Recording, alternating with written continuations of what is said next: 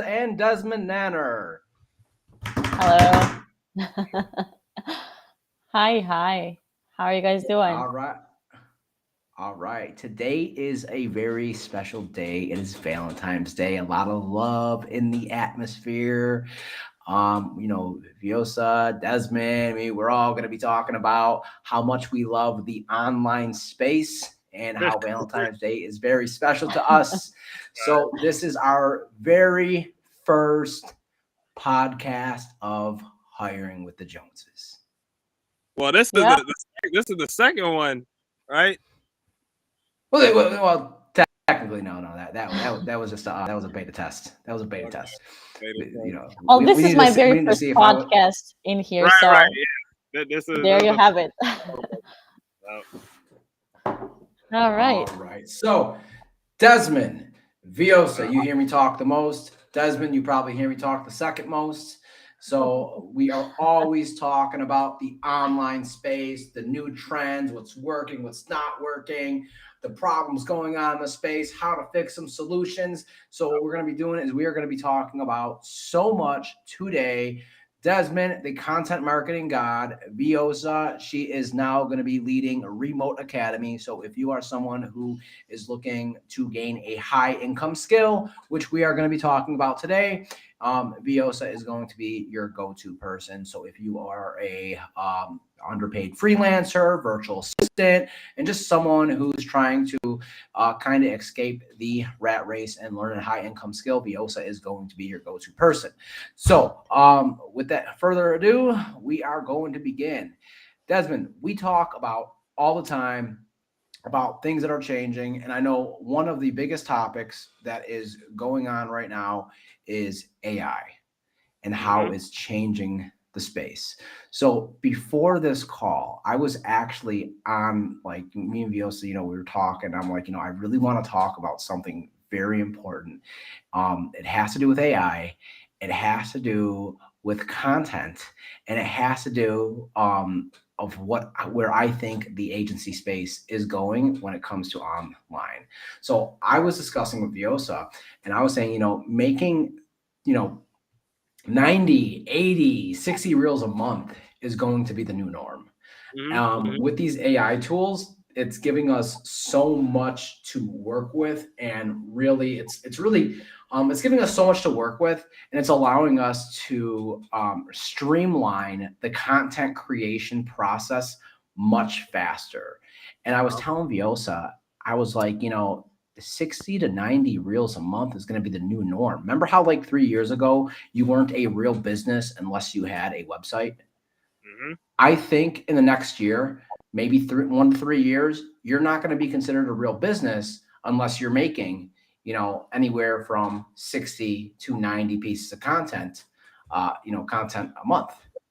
Mhm. And with that being said, right now, one of the most highest paying income skills online is being able to make short form content.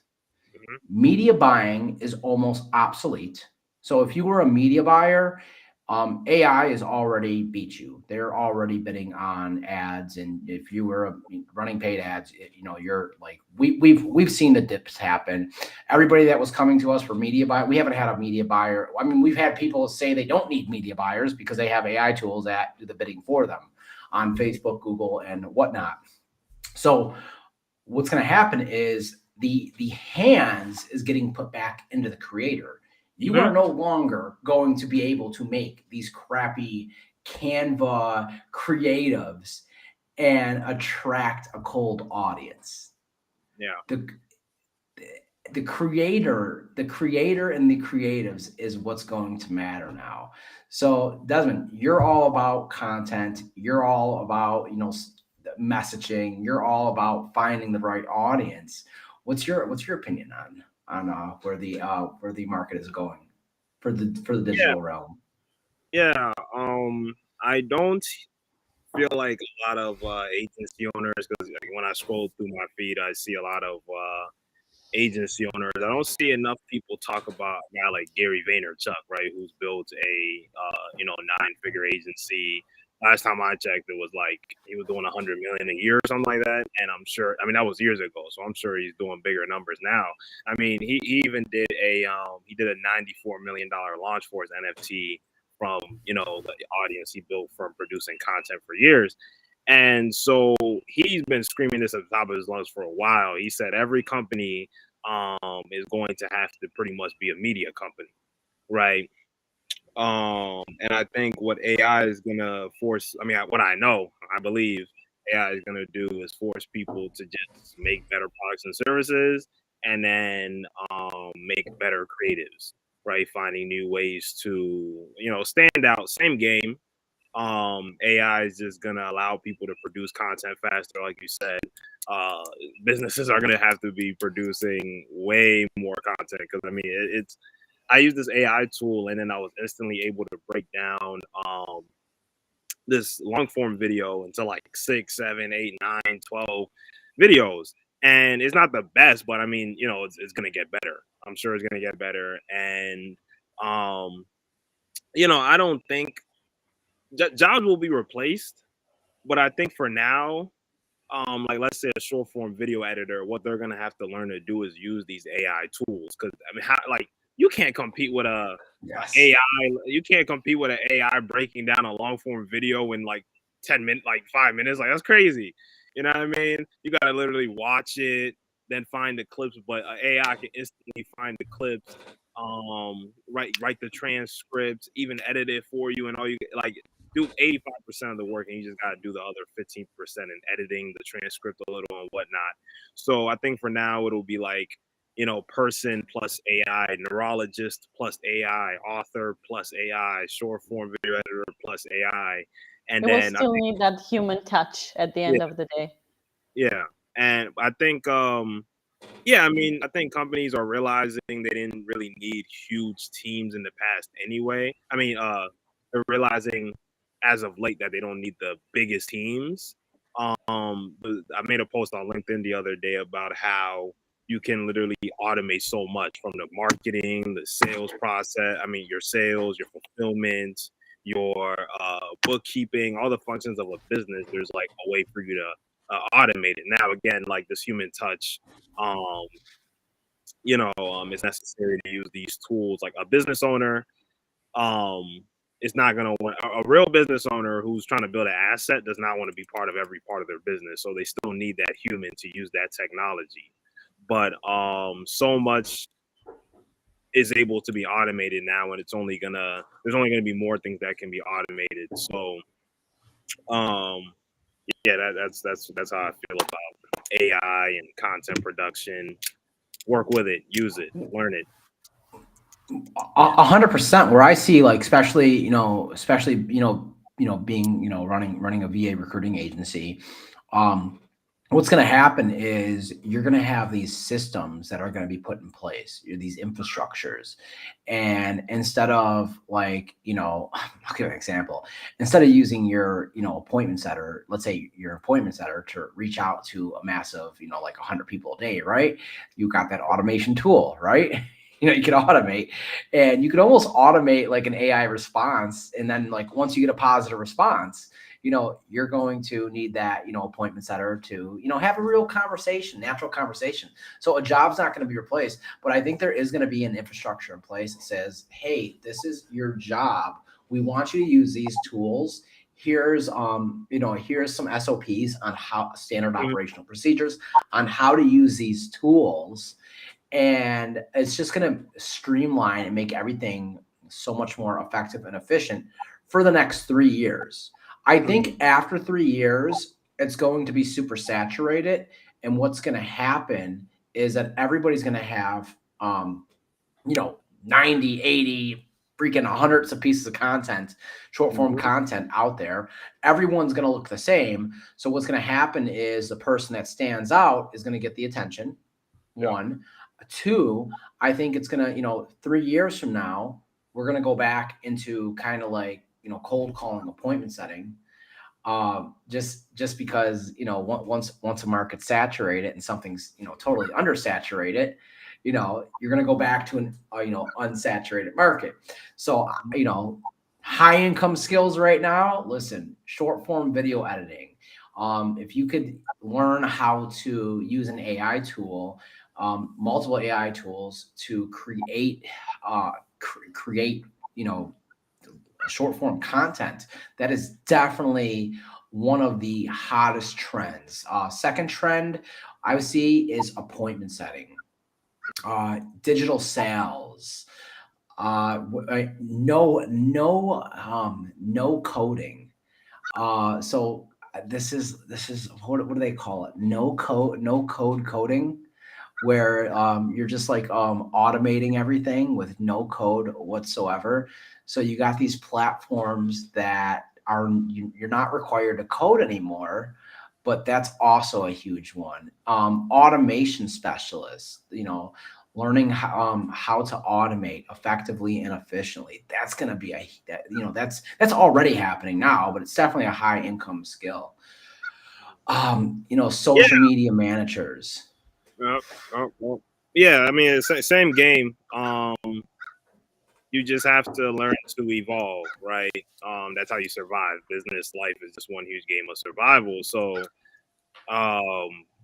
it's just the evolution that the business owners and the workforce is gonna have to go through. Like you see it just like with, let's say, like an appointment setter, right? I know like they used to be called like different terms in the past. Like I know the term SDRs. The appointment setters have gone through so many stages. Up until now, it's not even funny anymore. So what happened is, I remember back in 2016, we were not called appointment setters or VAs. We were called cold callers. Mm-hmm. So whoever was doing the first touch, the first point of contact with potential business owner or potential customer, we were called cold callers. And then it evolved. It went to SDR. It went to appointment setter.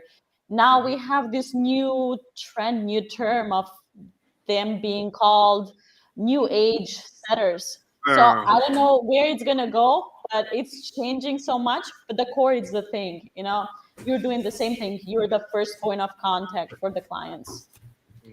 Yeah. And so like for the person who does appointment setting, for the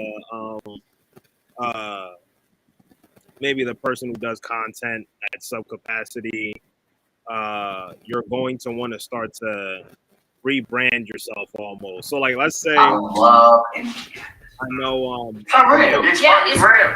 Oops. No worries. I remember like high ticket closers used to be very popular. I think Dan Locke kind of coined that term or made it popular. And I would just scroll down my feed or always get friend requests from people who are high ticket closers. And now I know like remote sales is becoming that term is becoming more popular. And for that person who has that position, you want to evolve with the time. So let's say, for example, high ticket closer. Let's say companies hired these high ticket closers, right? And then they kept on having all bad experiences with high ticket closers. Now, the next person they see sending them a friend request or looking for, or the next person that reaches out to them looking for a position in their company to be a high ticket closer, they're not going to want to hire you because they done seen somebody with the same banner. They done seen somebody who calls themselves a high ticket closer and they all had bad experiences. But if you position yourself or brand yourself as something different, like a remote closer, or just brand yourself in a way that allows you to stand out, then you might increase your chances of getting that job, reaching your more clients. It's very interesting that you say that, because we actually got a lot of feedback. Hey, Jane, just a second. It's very loud when you speak. I think that you change the setting on the microphone. Can you hear me now? Yes, much better. How about now? It's good. Yeah, we could hear you. It was just a little loud. It was very loud. All right. All right. So it's very interesting that, because like so many people before they were calling themselves setters, right? They were calling themselves VAs or whatever, right? So how many times did you get the message of, oh, I'm a VA that can guarantee you 40 to 30 booked appointments a day. Oh, someone also said it might also depend. This is actually really good.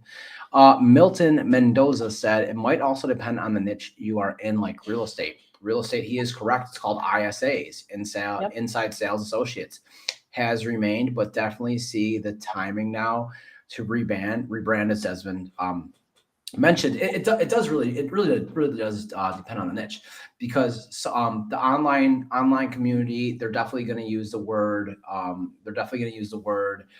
setter. So like if you're scheduling appointments via Facebook over Messenger, they're going to call themselves setters. You go more corporate, they're going to call themselves SDRs. You go into the real estate niche, realtors know appointment setters as ISAs. You go even more corporate, they're gonna be called junior sales associates. So it really does depend on the niche. Yep. So it definitely point on, but it is all about standing out. And what I wanted to mention is, you mentioned like how you see these agency owners putting up like all the same banners, right? Mm-hmm. Like we got so much feedback when we put up our VA Empire banner. They were like, this looks like a dating app. This is, and I'm like, well, I remember calling you. I'm like, well, that's what I wanted. I wanted to look, high status. We're going after high status virtual assistants. We want to look like we are the matchmakers, and we didn't want that agency brand. I wonder if you guys could see.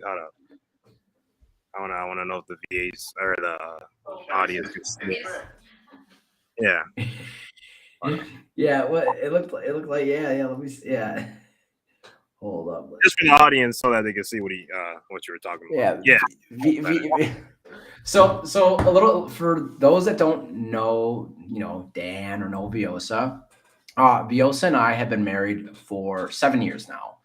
I moved to Macedonia, pretty much $200 in my pocket. I was broker than a joker.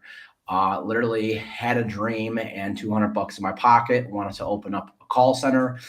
Came here, kind of did some consulting, hoping to pretty much come in as a partner. But Vjosa was really my first appointment setter. This is back then when they weren't called appointment setters, weren't called VAs. So before I came to Macedonia, Vjosa was pretty much scheduling the appointments, transferring them over to my phone, because back then we had these like PBX phones that you just tie into your numbers, your internet. Yeah, you're dialing free, like manually dialing. Them bank phones. So ring, ring, ring. Hey, we got so and so on the phone. We're gonna do a live transfer. Okay, tell me a little bit about the person. This is who they are. This is where they're from. Blah blah blah blah blah. All the qualifying questions, right? Okay, cool. Transfer them over.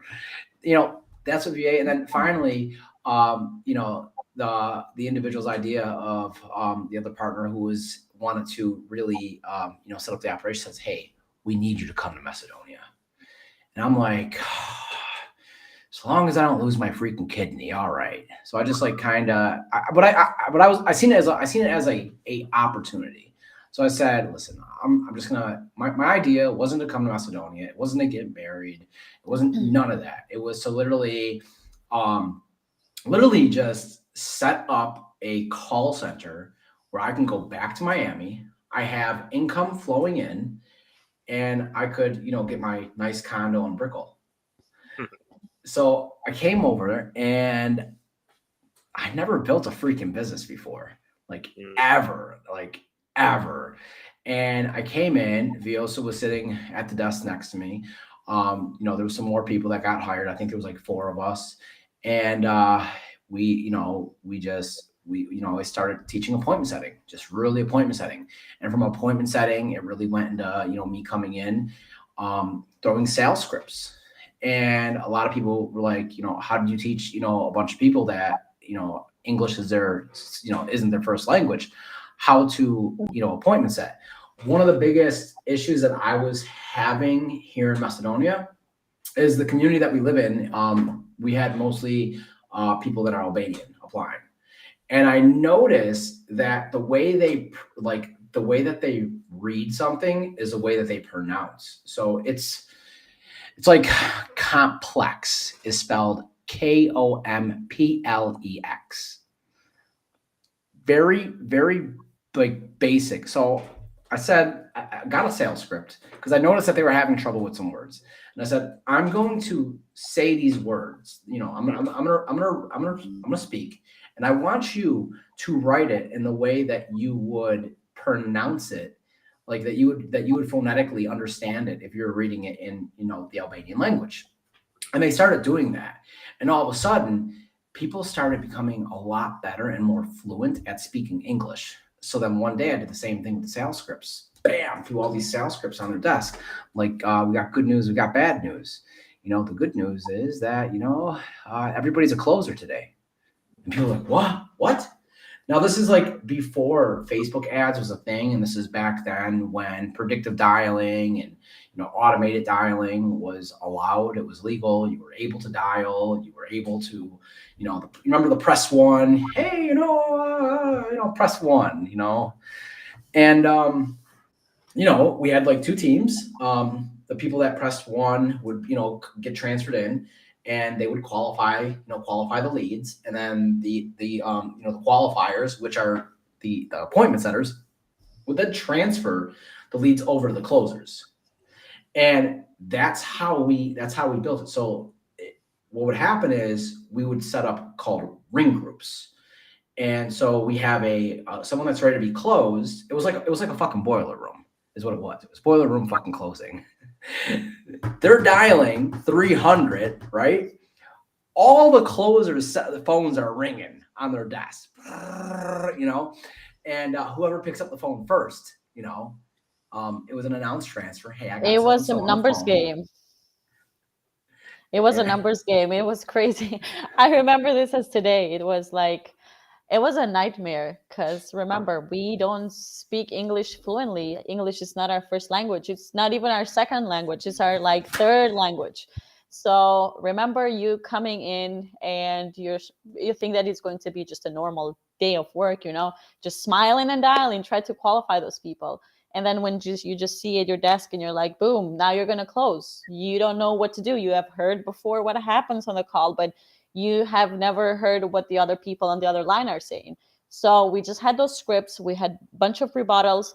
Dan was like, listen, you guys have 15 minutes to make this script as yours. And then after 15 minutes, everything starts. This group is going to be the openers. This group is going to be the closers. So today, everybody's going to be a closer. So it was crazy. It was so scary. And I always have this bad luck or good luck. I don't know what it is. So basically, the first call comes in. They have the person that we were looking for on the line, and they're like, transfer it to Vjosa.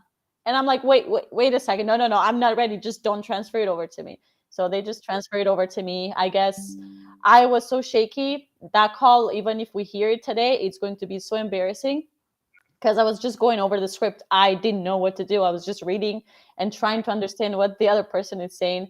But on my good luck, I went ahead and it was a close. I closed the individual on the call for the first time. And then once people seen that it's easy, it's not that difficult, everybody started, I want to call. So it was a scary day at the beginning, but it was amazing at the end of the day. My methodology, right? Like I made people cry. Like people were crying. There was girls that like literally cry because they weren't used to this type of kind of high pressured sales at that time. And this is back in 2016. So I'm like, who has the crappiest English? And I look at Vjosa, and I'm just like, who has like the lowest self-esteem? And I look at Vjosa,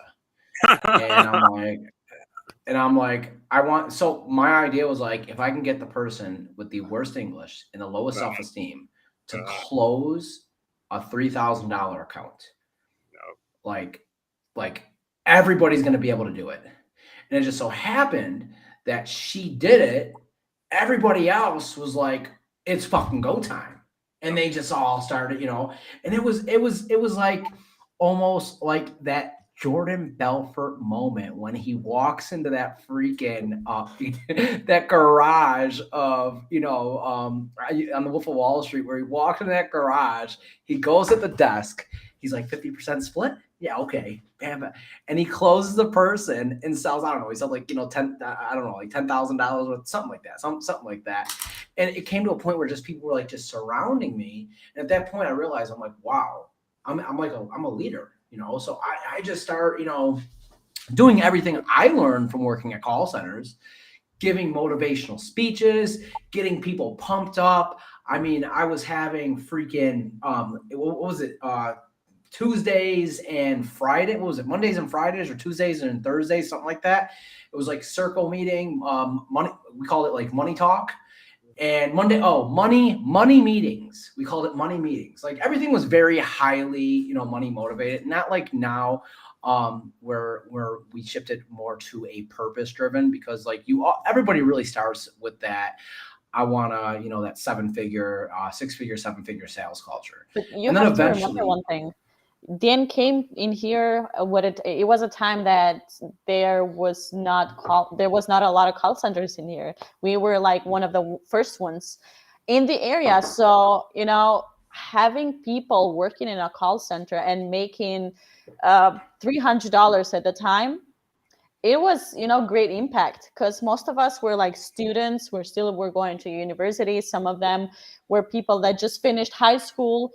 They just knew some English, and we were all together, jumped on that call center.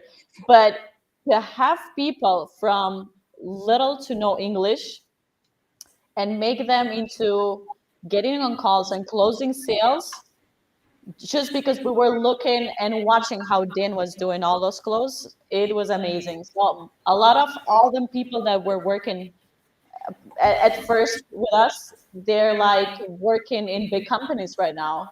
It helped because it went from working nowhere, working in a call center, getting a lot of skills, because working on the phone, it's a lot of skills. Half of them have their own agencies now. Like like the first few teams that we built, like half of them like are running their own, own agencies.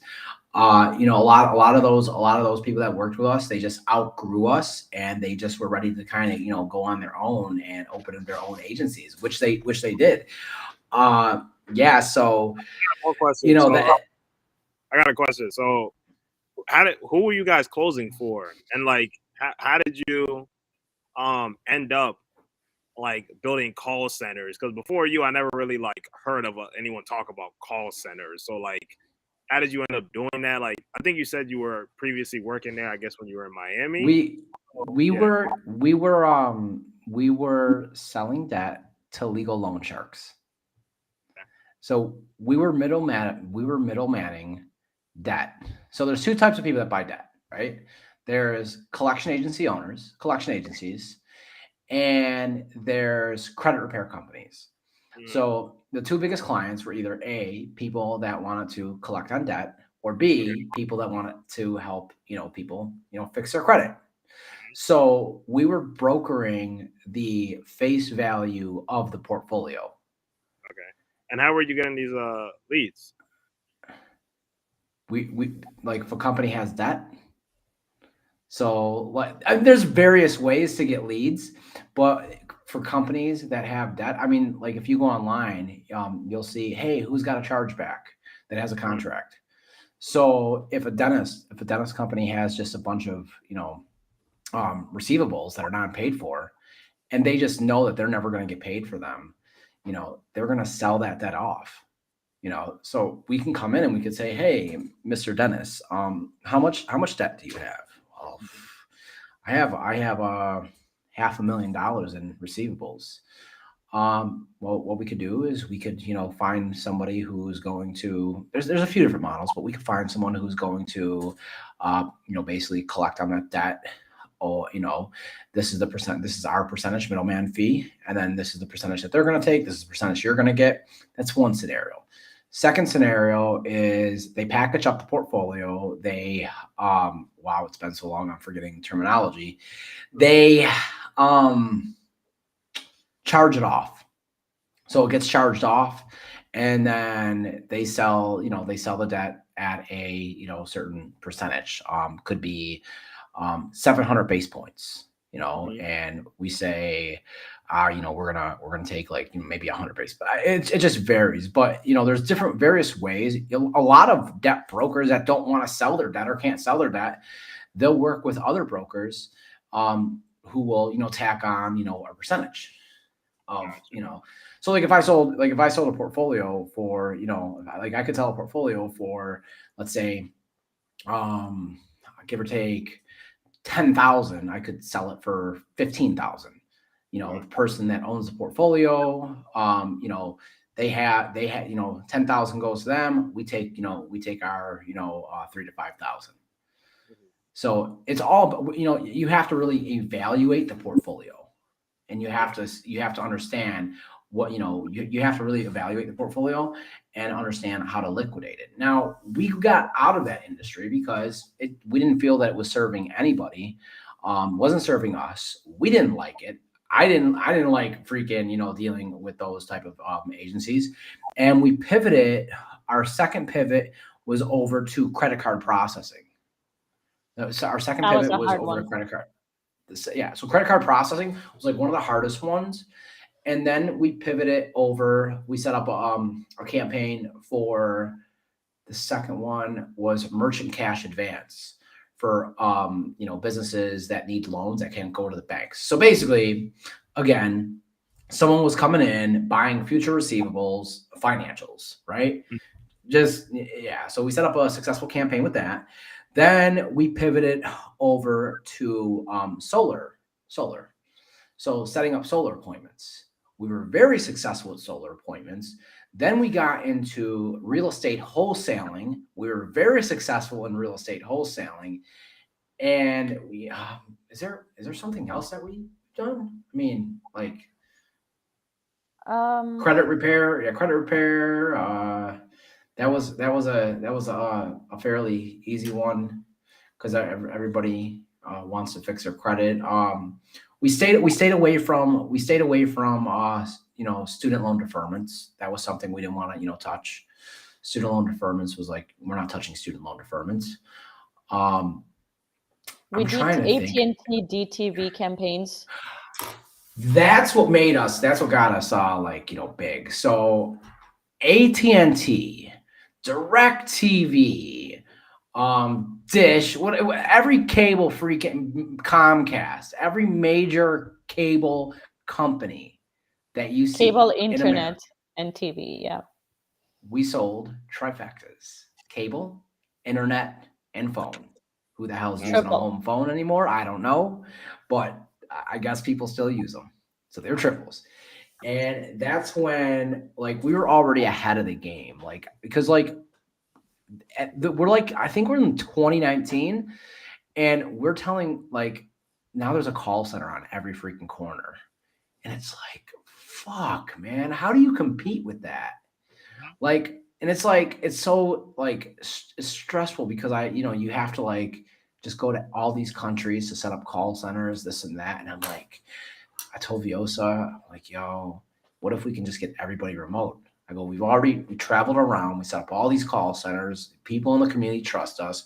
We were I was really good. I did run ads. I did run Facebook ads. I was really good at writing ads. So here in the Balkans, I would always learn and identify the culture.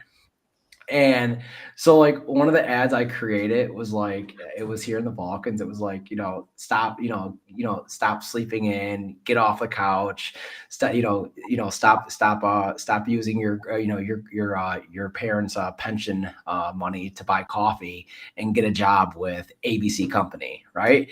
And I would write it in a language, in the language that the grandma and grandpa and father and dad could see. So they could be get the hell off the couch, go work for they're hiring, right? And I was really comical with the creatives and how we would we would recruit. And the first phase of recruiting, whenever you start getting into the VA industry, is you always just take in the new blood. And then you start realizing that, you do all the training, everything, you start realizing that, you want to start going after serious candidates, long-lasting candidates. People want careers, and you start understanding that these people want stability. When you're hiring a virtual assistant, right, that VA is attracted to your company for a reason. You almost have to market to them. So what's attractive to a virtual assistant? On-site bonuses, maybe the pension, maybe the insurance, definitely the pay and stability. And the most important thing is that ladder inside the company that they're able to climb without having to know somebody. In third world countries, in developing countries, you don't get anywhere unless you know somebody. So like for me, like I never was a sellout, never sold out. Like hire my friend. Your friend's gonna go through the same interview. People would come to us and be like, oh, make this person a manager. We'll help you do this, this, and this. No, everybody's gonna go through the same process. People hated me for this. Like I just didn't play that game. I didn't care who you were. You're going through the same process as everybody. Everyone's gonna have an equal opportunity to climb that ladder. We're not playing favorites. I don't care if you saved my freaking son from a freaking moving vehicle. You're still going through the same process. There was no favorites. And a lot of people liked us for that. There's some people that hated us for that. Because here we are, not Vjosa, but me. Here I am, a foreigner coming into these countries, and I'm breaking a system, but I'm breaking a system that people want to break. They're just scared of breaking it. Yeah. So, it was something that a mass amount of people, they want it broken. So now so we were already prepared. We already knew that remote was the way to go, but we couldn't convince employers that remote was the way to go. And then all of a sudden, everybody starts getting sick. We don't want to say that word. We don't want to say that word on Facebook. We can't have that out. Yeah. So that hit. So now we had all these. Hide it. Now we had all these business owners. They didn't know how to manage. They didn't know how to do anything remote. And then you had all these people. Then the second phase hit. So the first phase hit where they didn't know how to go remote, and then they eventually learned how to go remote. They all become our clients. We literally killed it. And then the second wave hits of everybody in the US walking out of their jobs. Mm-hmm. Now there's a shift belief that just happened. Mm-hmm. I could hire remotely. I could hire overseas talent that can not only do just a good job as people in the US, but their ethic is way stronger. Why am I going to hire in the US? Okay, you want to walk out of your job? Walk out of your job. That's fine. Guess what? I can go hire someone who speaks perfect English in Jamaica, Barbados, Colombia, Nicaragua, Costa Rica, El Salvador, Ecuador. But what was really impactful to us when COVID hit is that we went into one community and we were able to identify one of the largest companies in that country. They weren't allowing anybody to work remote. Mm-hmm. You met my friend Max from Haiti a few weeks ago. Yeah. We came in to Jamaica. Everybody that was not working remote, we gave them all jobs. Wow. From home. Wow. They were all skilled. They were all skilled. They all knew the system. They all knew how to sell. The only downfall was that they couldn't work from an office anymore. I told all the managers, I found all the sales managers, and I said, bring me your best salespeople, the heaviest hitters, not your friends. If I find out you bring me your friends, you're out. I want you to bring me the heaviest salespeople. bam, they brought us all the heaviest hitters, and we blew up. Like if we like, because like the Caribbean is an area that if you're not trusted, they don't trust Americans. Yeah. They just don't trust Americans. They get screwed. You know, they get played with their pay. They feel exploited. So the fact that Vjosa was from a developing country, very similar to the pay structure and political stability in Jamaica and most of the second world and developing countries, that played a really key factor in building the trust. So because of Vjosa, we were able to actually build the trust, because Dan Jones comes in to freaking Barbados. Who am I? I'm just a guy who's exploiting everybody because of their pay. But Vjosa comes in from a second world third world developing country, right? She's trying to find people jobs. And now, hey, this is my husband. My husband's going to actually train you. He's going to teach you high valued skills. Now, we're not exploited. Now we say the second thing happened. And this was like one of the biggest game changers, I think, for everybody. It was a win-win for everybody. We no longer allowed clients to pay us $5 an hour, $10 an hour, $20 an hour. We said, no, we're going to put a stop to this. We're going to find you an employee who you're going to pay directly. You're going to pay them above market value. So if their average pay with insurance and everything calculated in is $3 an hour, we want you paying them $5 an hour. Not too high, but just good enough that they can stay for you long. Because if you pay too high, then you're just going to be the typical American, sorry guys, that it's coming in a third world country and it's paying $10, $15 an hour, and it's killing the work market. Nobody's going to want to work as a doctor. Nobody's going to want to work as a lawyer. Nobody wants to work as a waiter, because why would they do that when they can go ahead and get an online job or a call center job that they're going to make $10, $15, $20 an hour? So you got to be careful on these parts whenever you go and hire remote on different countries. Nobody thinks about this though. Can you picture having a heart attack, going to a hospital, and no doctors are available? Because somebody is saying that, hey, Dr. Pete, you could work online and and get paid 10 times more, and it would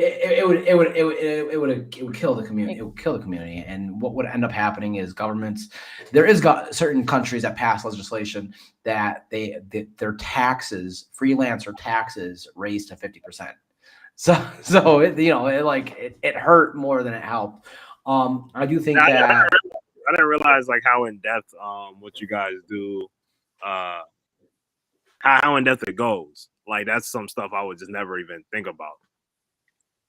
Yeah, I mean, it's like we only got better. We kept on getting better. We didn't get like this overnight. We got to the point where we knew how to identify like top tier talent. We knew the type of clients virtual assistants would work for, and we knew the type of like who would work with who.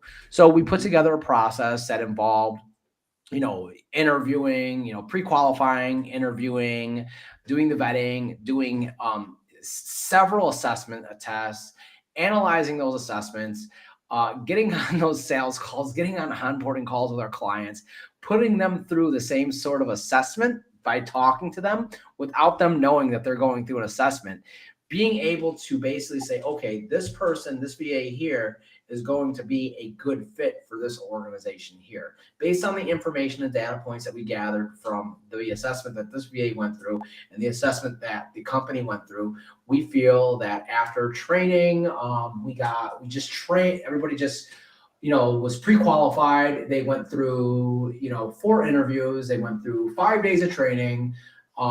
We got out of, everybody went through training. We got, VA 1, 2, 3, 4, 5. These are the heavy hitters. They're going to be a right fit for this client, this client, this client. And we did everything organically. We didn't, we got to the point where we didn't run any ads. Everything's organically. We don't go on Upwork. We don't go on Fiverr. Everybody, like, we have these like community relationships inside these countries. People know us in South Africa, all throughout the Balkans, Kosovo, Albania, Macedonia, Serbia, Bosnia, Croatia, Montenegro. I mean, you go into, Latin America. We're known throughout Latin America: Colombia, Nicaragua, Costa Rica, El Salvador, Honduras, Belize. Central America. Yeah. Barbados is, Barbados and Jamaica. Jamaica and Barbados are definitely our key go-to places, just because we have relationships that are so well, yeah.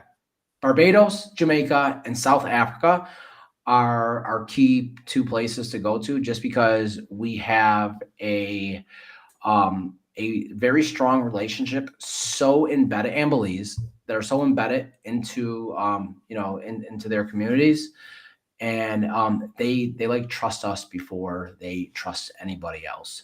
So it's not hard to find the top tier talent in those countries. Yeah. Sugarcoat Peanut said definitely industry disrupting systems. Love it. Definitely. It's all about being a disruptor.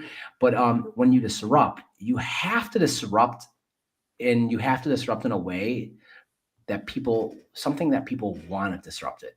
They like, everybody wanted to work remote. We knew this, everybody wanted that, so like a lot of And people, Dan, do you know how we figured out that we wanted to work remote? Do you remember the day? I believe you don't. So let me just tell you. So I remember I was working from home because we just had our second child, and it was very hard for me to go and work at the office because I had two kids. And I was mostly managing online, how many calls are being made and all the systems, and doing all the interviews from home. So at that point, there was a day Dan came home and he's like, we should start working remotely because it's so much easier. You get to spend time with the kids. You got to be home, and you just get onto your computer and do the certain tasks that you need to do. And then it was then that we decided to start going remotely. It was hard at first, but what happened is that things started changing. People wanted that. They wanted to be home. They didn't want to travel. They already had internet and computer home. So why wouldn't they? They already were skilled. They already were, they already knew what to do. So the only thing that they didn't have is somebody to trust so they can work for. So that was the time that we decided to just go remotely. And Desmond, where did you start it? Because we're only talking about me and Dan. I want to know where you started, where the content marketing god came from. Yeah, I know. I wanted to wrap up everything you guys were saying. Talk about what I love talking about, which is communication and content. So for me, I parents. My mom specifically, she won a lottery for a visa to come to America. So they came to America, and I was born in America. I lived in Ghana for like a few years when I was really young. I don't really remember too much of it, but I lived in America pretty much all my life. And my parents, have the whole traditional mindset, go to college and whatnot. And so that was the plan. And then when it came down to it, when I was in 12th grade, getting the worst grades I've ever gotten, and not really being able to make sense of like going in debt to go to college, I've always been a computer. They have that mindset because where they come from, going to college isn't about getting an education. It's a status level. So by you going to college, it looks really good on family. So like when they bring you back to the country that they're from, and they want to introduce you to somebody and they want you to get married. This is a good family. All their family members are well educated. They all have, master's degrees. That's why college is important Yeah, it's both in these that. countries. Yeah, it's both that, like the whole status symbol. They care a lot about what their families think, and then also because it's like the way. I don't know if every culture does every culture is like this, but I know with like Africans, they expect you to, go and be a doctor or something, get rich, and then like, you take care of them, right? You take care Same of in them. the Balkans. Same in the Balkans. You're like their lottery ticket, basically. You know what I mean? So they see college as the way out, but things have just changed. Like the fact that people can just be on TikTok dancing and making money. I mean, it's just like it's not something they can fathom. They don't get it. You know what I mean? You're sitting behind your computer all the time. Um, you know, you know, when I graduated high school and I'm just at home on a computer all the time, they're not getting it. You know what I mean? Because they're not seeing money coming in. They just don't get it. You know what I mean? But with due time, COVID was when I really like started to get ahead. This was when I was like charging the most, 4,000, 5,000, 8,000, 4,000, closing deals remotely. Business owners were looking to get online, right? The first clients that I got with my business partner Aaron at the time, what he had done was first he paid me for a Facebook banner. I was selling Facebook banners. I quoted him like 150, and he was like, "Bro, I know I can get this on Fiverr for like $5. Let's just do $50 or something." So I paid him. He paid me $50, and I didn't really care. I'm like, it's $100. Like, let me build this relationship with this guy. That's more important to me. And so what happened was I delivered the work, and then I followed up like a week or two later. I was like, "How did your client like it?" And he was like, "Cool." But I have a father-in-law who's a 13-time Grammy-nominated musician. He can't perform because of COVID. And I was like, "Oh, why don't we do like an online concert?" And then I launched the whole thing from top to bottom. He already had an audience. So what we had done was we didn't like charge him up front. We were just like, yeah, we'll just take a percentage of the sales. And so I launched the whole funnel from top to bottom. I got access to his account. We set up a ClickFunnels account. I built the funnel, graphics, copy, everything, top to bottom. I'm what you would call like a full stack marketer. So he made a few grand from there, and he was like, "Man, I've been looking for a guy like you." So that's when we started this brand, Expert Funnel Incubator. And then that's when I was like, that's when I really got ahead in this marketing agency space. That's where my confidence came from. That's when I started closing high ticket sales, and now I branded myself as the content marketing god, because at the root of everything I do, whether it's like creating offers, I mean, God, coaching programs, I've sold all sorts of services, copy, content, all that. At the core of it all, it's all just communication, right? Branding is communication. Marketing communication, how you structure your offer. Is it done for you? Is it done with you? All that is communication. And you take how Vjosa is dressed and how me and Dan are dressed, right? That communicates something. You talked about Facebook ads, right? When you were running those ads and you had to speak in a certain way to attract a certain crowd. Communication.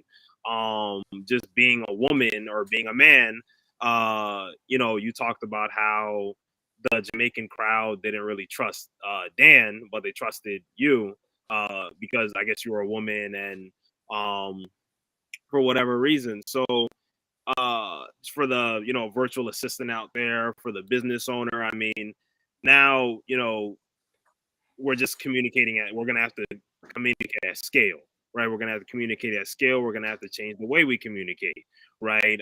When one messaging isn't working, you're gonna have to see what messaging is working. We're doing a masterclass next week on uh,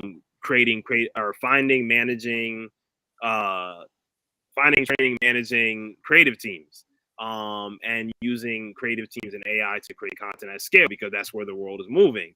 right? We're gonna drop that. We're gonna drop that waiting list in our in the comment section. By the way, Yeah, so you I'll want have to get on that masterclass? yeah. just drop that. I'll have that up, and then I'll drop a link on my live, everyone's live, and so at the root of it all, it's communication that's going to allow you to stand out. It's communication that allows you to attract clients, close clients from top to bottom. Your branding, what you're talking about in your post, your bio, your banner, how you communicate your offer, right? That's always going to be a thing. And I learned last year, it's not what you do, it's how you do it, right? The reason people are going to go to the Joneses, Vjosa, and Daniel versus other recruiting agency owners is the stories, right? That they have, and the story adds value to the offer. It's like, oh, I could go and buy from this random dude I just seen in this ad, or I can go and buy from Daniel and Vjosa Jones, who have created content telling their story, who have added value in one way, shape, or form through this podcast or any of their content. I'm gonna go with them, right? And so communication is like at the core of like everything you do. I think is the most valuable skill, right? It can be like Rihanna just did a concert, right? And I seen this clip of this lady doing sign language because some people they can't hear, so they can't hear, right? People who need sign language can't hear. Yeah, they can't hear. Right. Yeah, okay. I wanted to make sure because sometimes I get that confused. Is it they can't talk or they can't hear? Is they can't hear? So they, for big events, you'll notice there's like someone who's doing sign language, right? Learning different languages will create more opportunities for you. Learning how to speak to your ideal customer or client, that'll help you. What else with communication? You can learn sign language. You can learn different language. You could change your message, communication, everything. The way you dress, your setup, everything. That's all communicating something. And again, the best way to communicate is just to be yourself. You know what I mean? Build your confidence through getting results. Take care of your clients, and everything else will take care of itself. Just actually be living your truth, telling your story consistently as you're living your truth, and then that's how you'll get your clients. That's how you adapt and evolve, and yeah. The moment that you come out of your true nature, like people can notice that. Like people can notice, like you can only listen. You can you could do the guru type style selling, right? That's only going to get you so far because eventually you're going to go back to the true nature of who you are. And if you try to leave the true nature of who you really are, you're going to build this massive audience, and eventually you're going to lose the audience, and you're always going to end up, attracting the people that are attracted to the true nature of who you truly are.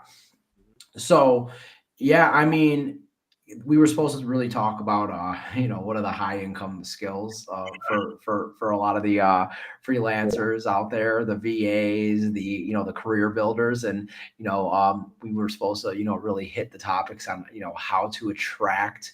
For anybody looking to hire I used to call them rock stars. Everybody calls them rock stars now. So I'm just going to say game changers. If you're looking for like a game changer, somebody who is going to move the needle inside your business, somebody who is, going to be I want to call high valued virtual assistant, you're going to have to attract that person.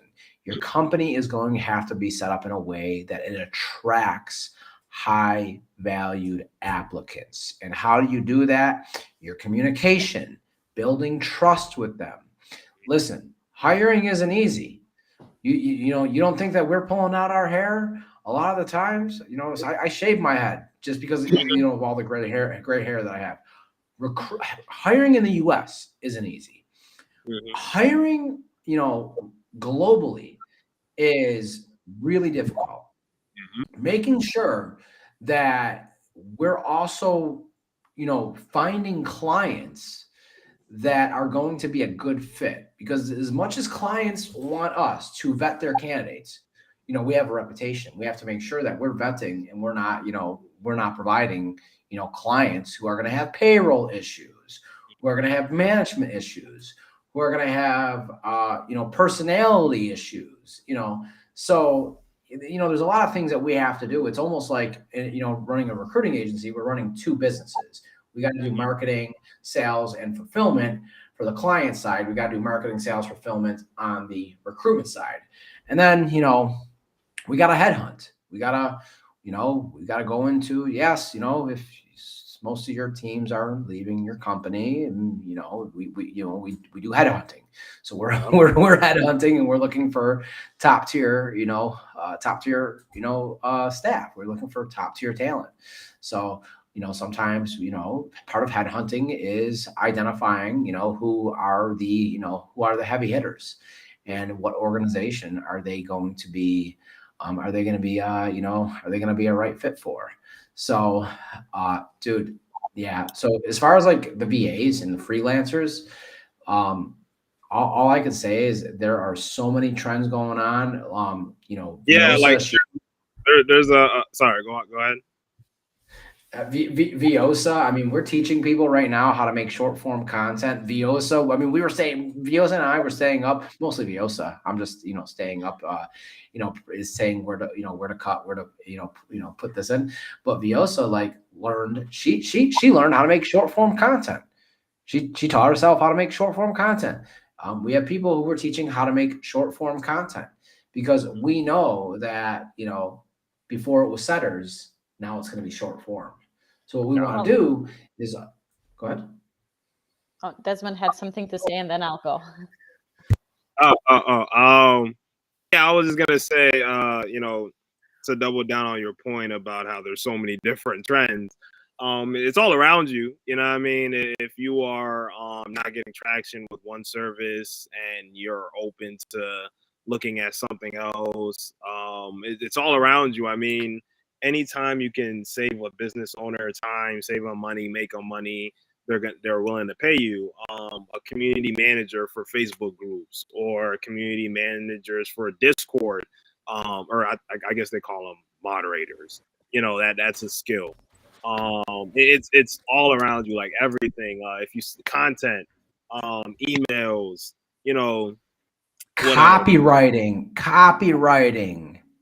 copywriting is one of the hugest. Yeah, and tools like ChatGPT will allow you to do it faster. Audio editing. I mean, it's all around you. It's not all coming to me, but remote closing. There's plenty of opportunities that are now presenting themselves that didn't exist before. And maybe, what you can do is, if you have a skill, like let's say copywriting, instead of going after the same market you've been trying to go after that's like overly saturated, you can now go after like AI companies or something. You know what I mean?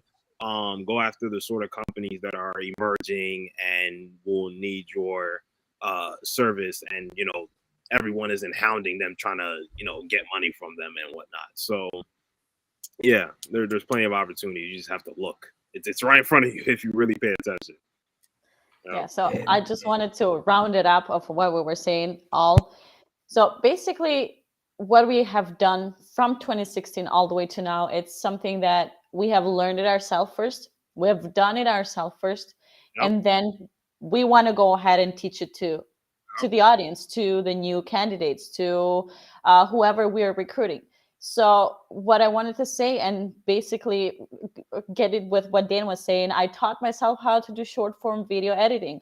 Why? Because I seen it being so much out there. I seen it was so much in demand. And if we were about to go that route, I have to know it first, how to do it firsthand. And then I can go and teach somebody else how to do it. Because if you don't know the fundamentals of how to do something, whether that's going to be video editing, sales, recruiting, marketing, doing copywriting, if you don't know the fundamentals of it, you're not going to succeed. So that's why I love, and Dan likes to learn things first by ourselves, know the ins and outs, understand the fundamentals, and then we are ready to teach it to the bigger audience. And that way is the way that we make ourselves look the experts in the industry, because we do it firsthand, we know how to do it ourselves, and then we can teach it to the others. Yeah, show don't tell, right? When I first started selling short form content services last year, I first like just paid a short form video editor to make a few videos, and then that was my portfolio, right? It was like it's easy for me to sell it because I could just show you. You know, it kind of sells itself. It's like drugs. You know what I mean? The reason drugs are so, you know, sexy or lucrative is because it sells itself. So it's like short form editing, it just sells itself. Like I don't want to. I need help scripting it. I need help maybe filming it. I need help editing it, or I need help publishing it. Right? A social media manager could be the one that publishes it and engages with everyone. The short form editor is the one who edits it. You know, me and Dan, me, Dan, and Vjosa, we all got on a Google Meet, and then I was like, kind of, I was the director. So I helped them film, right? I wasn't there with them. I did remotely. I helped them film remotely, right? Or, you know, let's say a photographer could like, offer that service to their clients now. But anyway, or a videographer. And then with the scripting, right? If you're a copywriter, what was that? I turned around. I didn't see that. The camera. Oh, yeah. And then, you know, let's say you're a copywriter. Instead of maybe doing copywriting for sales pages, you can now, or you can continue to do that and then add this to your offer, right? Do the copywriting for people who need help scripting their content. So As you always say, stack the offer so you can provide so much more value. exactly. Yep. And so yeah, it all goes back to what I was saying, which is it's not what you do, it's how you do it. You know, Dan and Vjosa sell recruiting services because, you know, that's where their story, like they have a story with that, right? So you might have skills and knowledge that you may not think are valuable. You could package that up. And then you could develop these skills like short form, like creating short form videos is not something that's too hard to learn. I mean, I've sold a course on it. I have a free course on it. You can go on TikTok, and people have tutorials on TikTok that are like 30 seconds. You can go and buy a course for a few bucks on Skillshare or Udemy, or go on YouTube. I mean, it's not hard to learn this skill. And I mean, it's in demand. People are looking for it every day. I mean, it's content is one of those things some people hate. Some people think TikTok is the devil. It's like it's killing people's brain cells and whatnot. But and so they'd rather you just edit the videos and manage the account. So that's what my clients pay me for. And so yeah, that's definitely a huge opportunity right now. You just gotta find like you learn a skill, like how I analyze, because I'm always ready for I'm always looking at markets, right? And I'm always like, even telling you, so I'm like, you know, be prepared for a market shift, right? So always be prepared to pivot, you know. I'm not necessarily saying like, hey, you know, don't stop recruiting, but be prepared for a market pivot. You know, we built so many, you know, agencies with that ran different campaigns that we have enough experience that we should be able to identify the pivot, right? So the first thing I do is I look at like the hardest, like the audiences that have the toughest times, the hardest time to do to shift belief. What's the word I'm looking for? To shift shift belief, right? Belief shifting. They have the toughest time of belief shifting. For example, I'll talk about credit card processing, right? Credit card processing, even recruiting. You know, I don't know if you know this, but we do rec to rec. We recruit for recruiters. So recruiters are very specialized. So, for example, if you're a recruiter who only recruits doctors, right? That doesn't mean that you're going to know how to recruit a VA. Mm-hmm. So a lot of recruiters will come to us and be like, we need help building our internal, you know, our internal processes and, you know, helping, you know, hire some remote talent that could, you know, reach out to the candidates, do the interviews like us, and reach out to the clients, and book calls with our clients, or even close them themselves, right? So recruiting is you can't be a recruiter for everything. It just doesn't make any sense. So recruiting is very niched. So, and then we have agencies. Like, we worked with so many different agencies. Agencies come to us because, well, we have a very different story. Most agencies come from a coaching program. Most of their coaching programs will tell them hire a VA.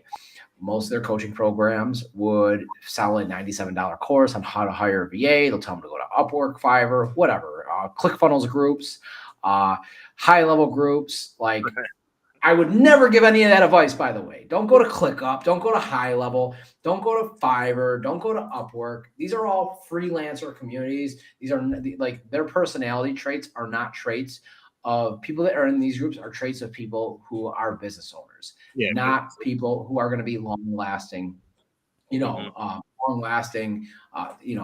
members. They're gonna join you. They're gonna learn, and then they're gonna try to open up their own thing. But the point I was trying to make is recruiting is really tough because it's easy to sell somebody once, right?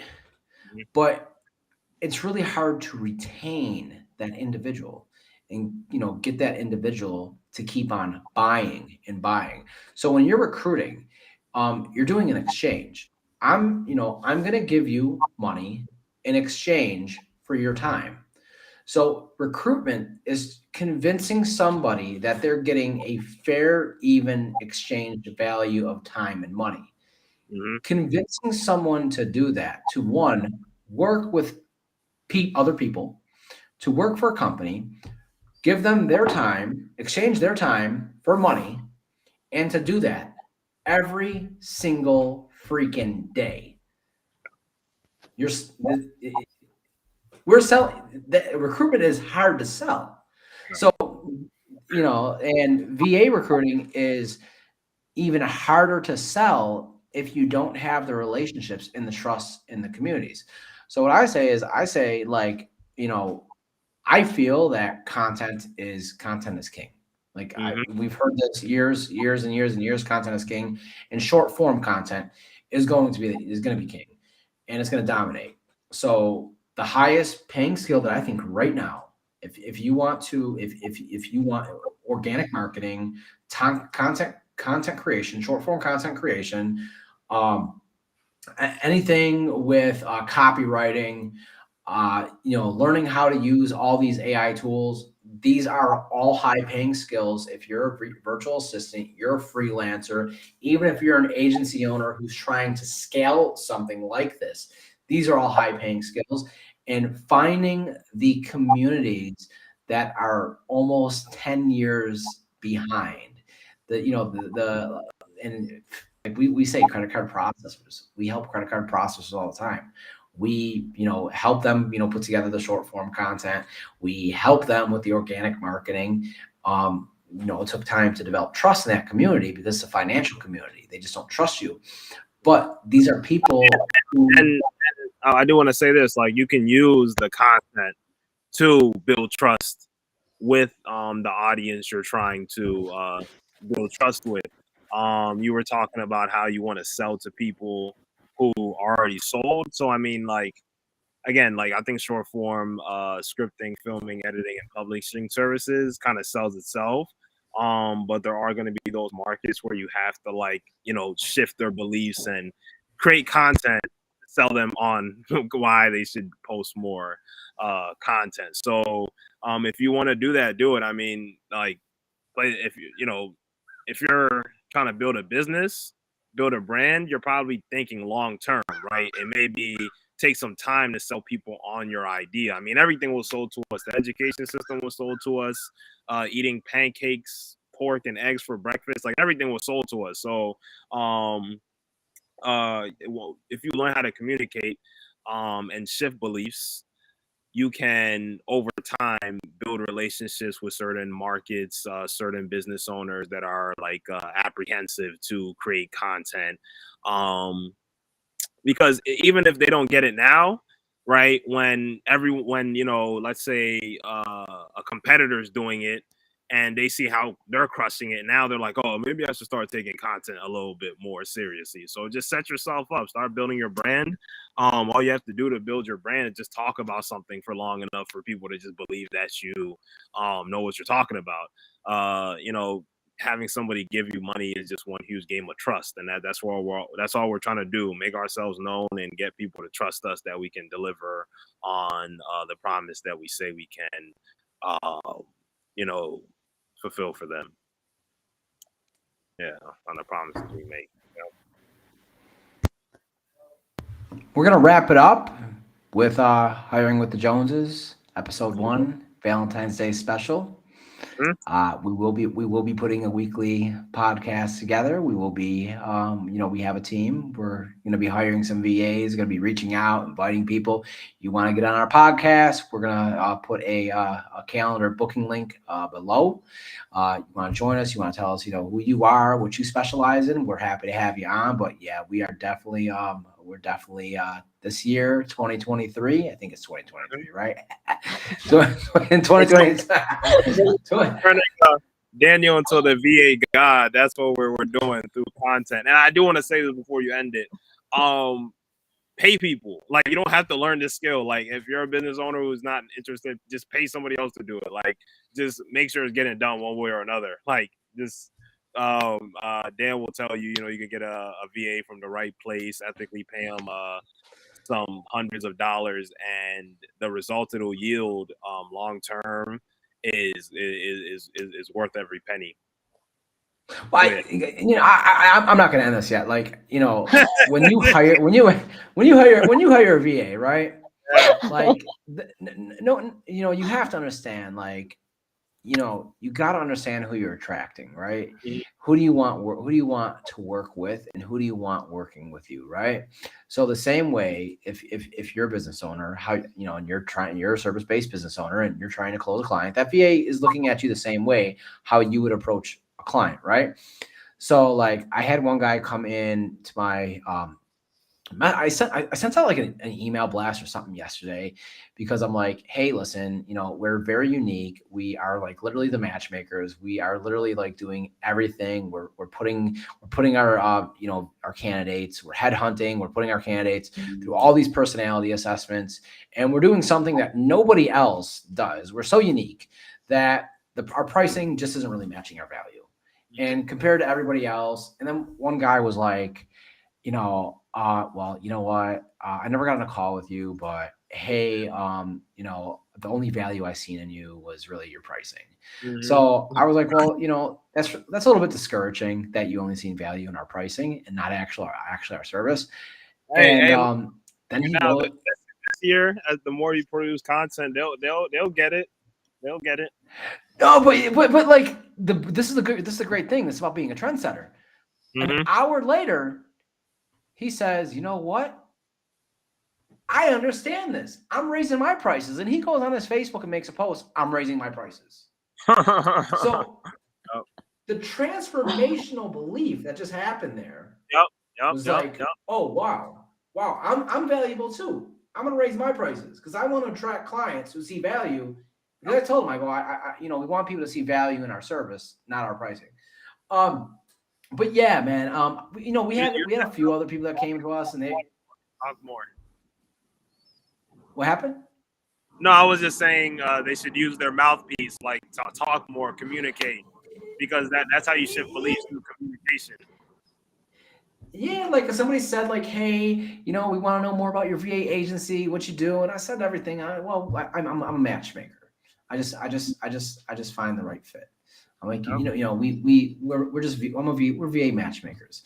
And he's like, yeah, well, I'm going to go on Upwork and, I'll get back to you. And I'm like, okay, well, if you're going to go on Upwork, I don't suggest it. I think that you could, find VAs here, and here. And I just said, you put them through these personality tests. I go, if you want an SOP on how to analyze these personality tests, put them through these, I go, also put them through 4 interviews. On these 4 interviews, this is what you're going to look for. You know what he said? He's like, Dan, that's too much, man. I just want a $3 an hour VA. And I'm just like, dude, you know, I understand what you want, but what you want is somebody that you know, somebody that you could pay bare minimum, bare minimum, and someone who's going to come in and just get the job done. And I go, it's just unrealistic. They're gonna come in. You're gonna pay them $3 an hour. When you're paying them $3 an hour, they're going to be looking for a new job that's going to be paying them more. And then the moment that they're going to take a day off, and they're going to say that they're sick or something happened, because that's what VAs do. And I remember looking for a job, when I was working. I have a doctor's appointment. They're going to interview with another company. They're going to get hired at $5 an hour with commission, with bonuses, with some badass boss that maybe Dan and Vjosa helped them find. And next thing you know, you're coming back and saying, Dan, I need help. Finding a VA that's going to be a long-term fit. So there's a lot more that goes into it, man. But listen, you guys want, Vjosa has a Facebook group. It's called Remote Academy Career Builder, freelancers, virtual assistants, 9-to-5ers, anybody who's looking to learn a high valued income skill of 2023. You want to learn content? Desmond is the content guy, the content marketing god. He has everything content, marketing. How many groups you have, dude? I think you have you're all over. You're everywhere. I've created so many groups over the years for different campaigns, but you can find everything at www.contentmarketinggod, and that's my name everywhere. Or search Desmond or you'll find me. And then, if you're looking to literally, not do a thing, and you're looking to basically an outsourced HR department, someone who's going to find you your perfect employee, who, you don't have to worry about, hiring, vetting, recruiting, overturn, training, personality tests. We got you covered from A to Z, all the way to onboarding, getting the right documents, getting their ID, putting them into your organization, streamlining that. You just got to do a simple meet and greet. That you don't even have to interview. We don't even allow our clients to interview. Why would you pay a recruiting agency to set up interviews? You should be paying a recruiting agency to just place the perfect match inside your organization. So that's what we do. We need Vjosa to create outro. That has been another episode of VA to fit the whole Dan, Dan, please mute your microphone, because I can hear myself. All right, thank you. So I have been getting a lot of messages, to be honest, because I don't really go on live videos, and people don't really know me, and they haven't heard about me a lot, because I stay on the shadows. I just do the interviews with the candidates. But it has been so much fun. I really enjoy talking about what we love doing. This first episode of Hiring with the Joneses have been amazing. Desmond, it's always nice to have you around. It's always nice to have you on videos. Dan, as always, he talks a lot. He has a lot of stories that he wants to say. But thank you, everybody, for watching this episode. We will have a weekly one, so stay tuned. And any question you might have, or if you're interested in anything that we are providing, hit us up. You know where to find us. Bye now. Peace.